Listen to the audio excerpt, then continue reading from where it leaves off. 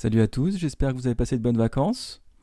On reprend notre travail sur les puissances aujourd'hui et on va voir comment calculer avec des puissances et on va s'intéresser simplement aux puissances d'exposants positifs pour acquérir la technique et on généralisera plus tard dans la semaine aux exposants relatifs. J'expliquerai l'énoncé après. Retenez qu'il faut simplement calculer pour l'instant. Et donc on va calculer 8 puissance 3 fois 8 puissance 4.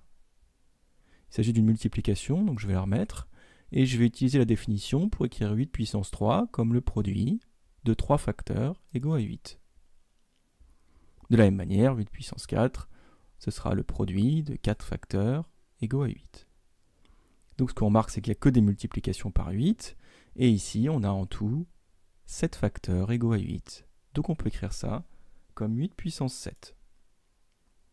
Alors on pourrait évidemment calculer 8 puissance 7, mais ce n'est pas le but de l'exercice. Ici j'ai marqué écrire sous la forme a puissance n chaque calcul. Eh bien on va décrire sous la forme d'une puissance, 8 puissance 7, une puissance de 8. On va laisser comme ça. Si on voulait calculer, on pourrait à la calculatrice, mais ça donne rapidement des nombres très grands, ou très petits pour les puissances d'exposants négatifs. Et ici, si on calculait, on trouverait 2 97 152. Bon, 8 puissance 7, c'est quand même beaucoup plus court à écrire. On va le laisser tel quel. Et on va faire comme ça dans tout l'exercice. Deuxième calcul, cette fois-ci, on a un quotient de puissance, des puissances d'un même nombre. Vous voyez, c'est des puissances de 5. Donc c'est une division, on va laisser la barre de fraction, et on va écrire ce que veut dire 5 puissance 6 et 5 puissance 2. Alors 5 puissance 6, c'est 5 fois lui-même, avec 6 facteurs égaux à 5. Et 5 au carré, c'est 5 fois 5. Tout de suite, avec le cours sur les fractions, on voit qu'on peut simplifier par 5 au numérateur et au dénominateur. Et on peut faire ça 2 fois. Donc il nous reste 5 fois lui-même, fois lui-même, fois lui-même. Donc 5 puissance 4. Alors en fait, on pourrait écrire ça comme 5 puissance 4 sur 1, puisqu'en bas on pourrait ajouter fois 1, mais divisé par 1, ça ne change rien, donc il reste 5 puissance 4. Donc voilà, on pourrait calculer 5 puissance 4. Là encore, ça commencerait à nous donner un nombre un petit peu grand, même si c'est faisable. 5 puissance 4, ça retrouve 625. Exercice suivant, ici il s'agit d'une puissance de puissance. C'est-à-dire qu'on a le nombre 4, on calcule son carré, et ensuite on fait le cube du résultat. Alors normalement il faut commencer par les parenthèses. Ici, comme il n'y aura que des multiplications, on peut faire un petit peu dans l'ordre qu'on veut. Et moi, je vous propose de commencer par la puissance 3. Comme 4 au carré est à la puissance 3, ça veut dire que c'est le produit de 4 au carré fois lui-même fois lui-même.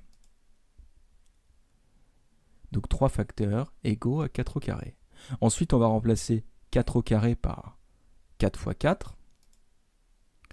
Et on fait comme ça pour chaque facteur. Bon, on a à nouveau que des multiplications. Ça veut dire qu'ici, les parenthèses ne servent vraiment à rien, puisqu'on peut calculer dans l'ordre qu'on veut. Et en tout, on a 1, 2, 3, 4, 5, 6 facteurs égaux à 4. Donc 4 puissance 6. Là encore, on va garder la notation puissance, puisque l'objectif de l'énoncé, c'est d'écrire sous la forme d'une puissance, sous la forme a puissance n. 4 puissance 6, ça nous fait déjà 4096. Alors je voulais vous faire remarquer plusieurs choses. On pourrait trouver des formules qui nous serviraient à faire les calculs plus rapidement. Ici, dans ces 3 calculs-là, à chaque fois, vous avez le même nombre. Là, vous avez le produit de 2 puissances d'un même nombre 8. Ici, vous avez le quotient de 2 puissances d'un même nombre 5. Et là, vous avez 2 puissances de 4. Donc ici, on aurait des formules avec des puissances d'un même nombre. On va commencer par le premier calcul, 8 puissance 3 fois 8 puissance 4. Si on observe bien, on a trouvé 8 puissance 7 et on aurait pu le trouver très facilement. Des 8, il y en a 3, plus 4. Donc en fait, on a ajouté les exposants 3 et 4 pour trouver 7. Donc on pourrait plus rapidement écrire ça comme 8 puissance 3 plus 4, et donc on retrouverait 8 puissance 7. De la même manière pour le calcul J, 5 puissance 6 sur 5 puissance 2. Si vous regardez bien, on a trouvé 5 puissance 4. Comment on pourrait aller plus vite ? Comme on a barré 2, 5, ça veut dire qu'on en avait 6 en haut et on en a enlevé 2. On a fait donc 6 moins 2 qui donne 4. Donc 5 puissance 6 sur 5 puissance 2, on aurait pu calculer simplement la soustraction des exposants, 6 moins 2, l'exposant du haut moins l'exposant du bas. Et donc on retrouve 5 puissance 4. Enfin, pour le dernier ici, on a trouvé 4 puissance 6, et les exposants de départ c'était 2 et 3. Donc en fait, il y en a donc 2 fois 3 des nombres 4. Donc ici, on va simplement multiplier les exposants entre eux, et on va trouver 4 puissance 6. Donc ces trois formules-là, elles ne sont pas au programme de quatrième.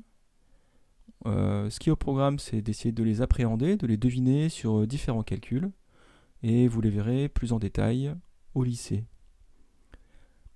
Je vous demande, s'il vous plaît, de continuer à faire les calculs comme on a fait juste avant, en détaillant tout. Alors, ça peut paraître un peu long et stupide de se compliquer la vie comme ça, mais l'objectif, c'est d'apprendre à retrouver les formules, parce que des formules, ça s'oublie, et après quelques mois, d'ici l'année prochaine, vous aurez déjà oublié ces formules-là. Donc ce qu'on veut de vous en quatrième, c'est que vous soyez capable de les comprendre et de les retrouver. Alors maintenant, quand vous avez fait le calcul à la main, comme ceci, en utilisant les définitions, rien ne vous empêche de vérifier que les formules fonctionnent à chaque fois. Il vaut mieux savoir faire les choses de deux manières différentes que de connaître une seule méthode et risquer de l'oublier. Il me reste deux calculs que je vais vous montrer, toujours avec des puissances d'exposants positifs. Ici, les techniques sont un petit peu différentes. Alors remarquez que dans ces calculs-là, cette fois-ci, les nombres ils sont différents.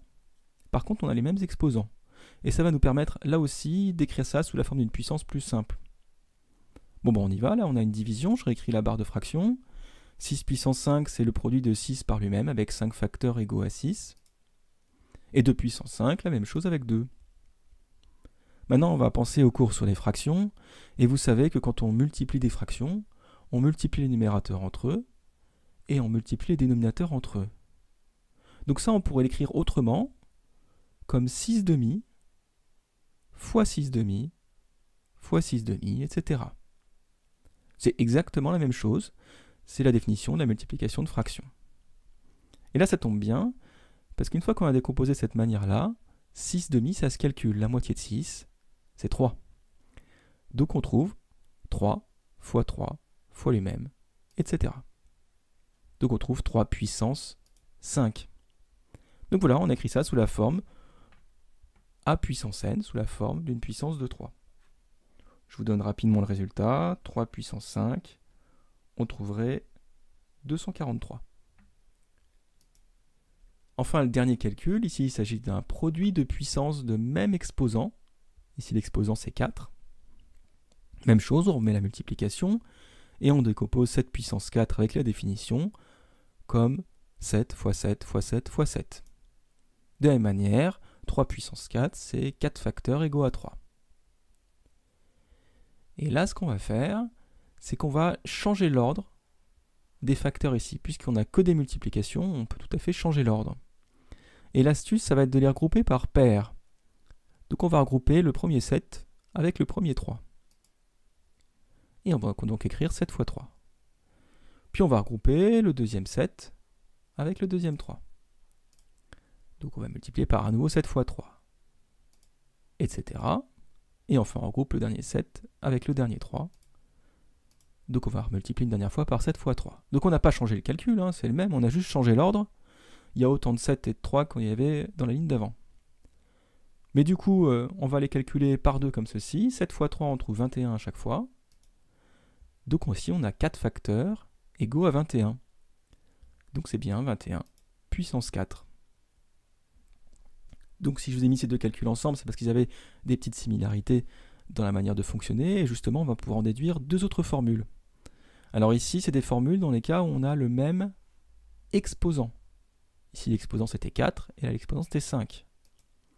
Et dans ces cas-là, on peut aller plus rapidement également.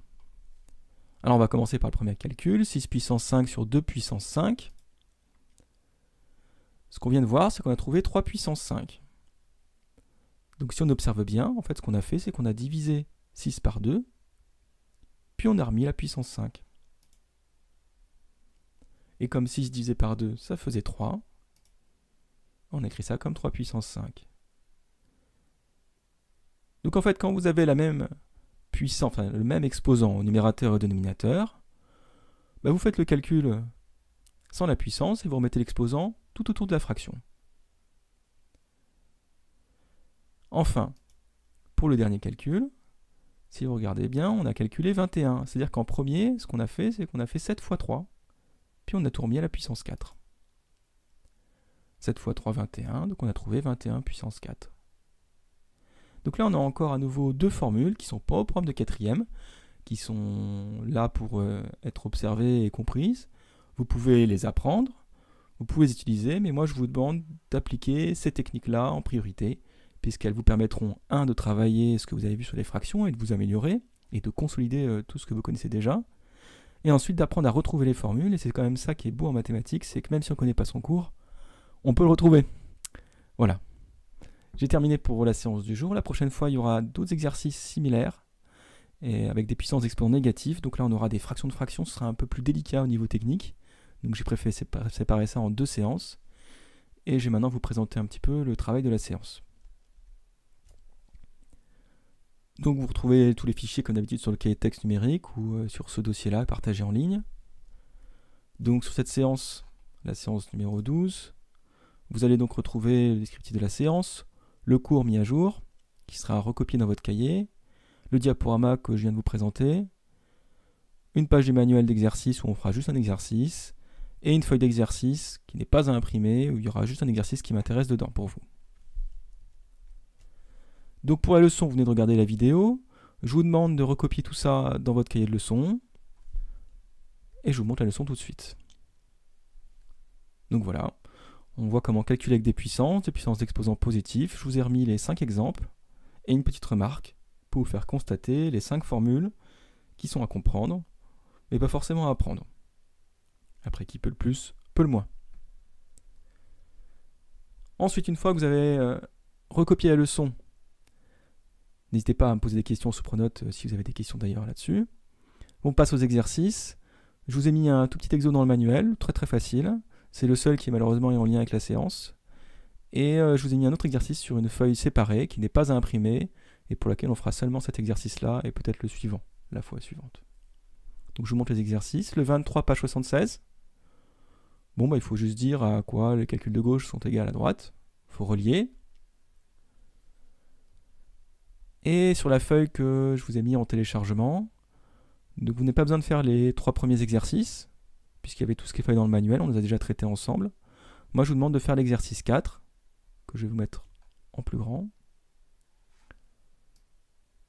Voilà, comme ça vous n'avez pas besoin d'aller chercher le fichier.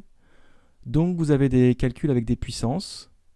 Et ce que je vous demande, c'est de m'écrire ça comme une seule puissance, sous la forme a puissance n. Donc c'est la même chose que ce que je viens de faire dans le cours. C'est par ordre de difficulté croissant. S'il y a des calculs qui vous posent quelques difficultés, vous pouvez les passer, évidemment. Je pense que c'est bien de tout traiter, puisque chaque calcul présente une petite particularité, et donc un petit piège dans lequel il faut tomber pour ne plus le refaire après. Enfin, les devoirs. Donc vous avez juste à finir l'exercice pour la prochaine fois. Je vous ferai une séance en fin de semaine là-dessus. La séance, ce sera le même type de technique, mais elle sera peut-être un peu plus délicate, donc il faut vraiment bien avoir fait cet exercice pour bien la comprendre. Et enfin, je précise que j'attends encore le travail sur la BOMAP de quelques élèves. J'avais donné ça à faire à la séance 11, et il est vraiment important que vous le traitiez, puisque si vous n'avez pas compris le début du chapitre sur les puissances, vous serez bloqué par la suite. Voilà, je vous souhaite une bonne reprise à tous. Bon courage pour cette rentrée et à bientôt. Au revoir.